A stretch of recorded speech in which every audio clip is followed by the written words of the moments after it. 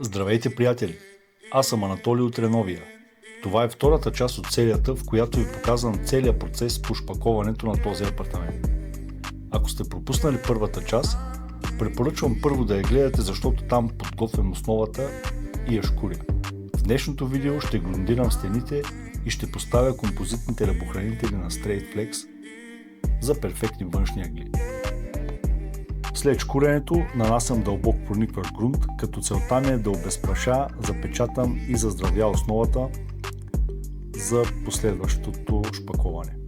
Грунтът може да се нанася машинно или ръчно, като в този случай аз го нанасям с валяк.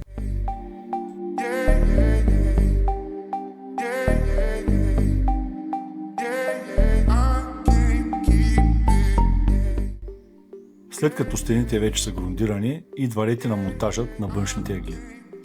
Първо подготвям всички ъгли по размер, защото така монтажът става по-бързо и по-лесно.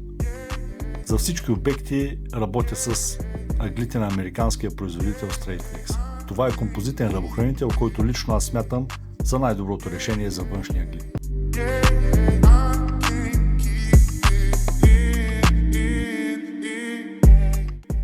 Монтирам ъгъла с полимерна шпаковка, като тук реших да си направя един експеримент. Вместо да монтирам профила по стандартния начин, го поставих с надписите навън. Преди това се свързах директно с американския производител и ги питах дали този монтаж е допустим. Отговориха ми, че е напълно допустим, дори ми обясниха, че така хартиеното покритие прилепва директно към стената, което може да осигури още по-здраво залепване. Единственото нещо, което трябва да се внимава, е да не се изтегля прекалено много шпаковка при натискането на профила, защото тогава материала може леко да се отвори заради своята еластичност. Затова производителя все пак препоръчва стандартния монтаж, но потвърди, че и този вариант е напълно работещ.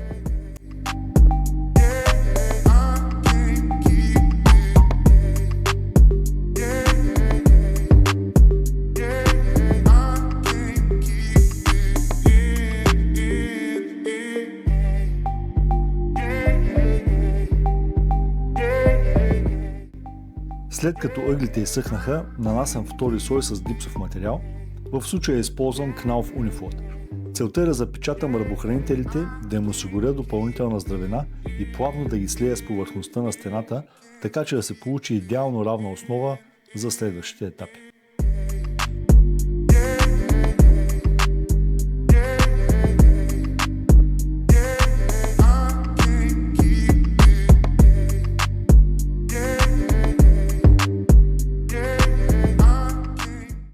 Ето така изглежда ъгъла след запечатването му с Unifloat. Това е края на втория епизод. В следващото и последно видео ще ви покажа 2 ръце финишна шпаковка и с това целият процес по шпаковането на апартамента е завършен, така че не пропускай.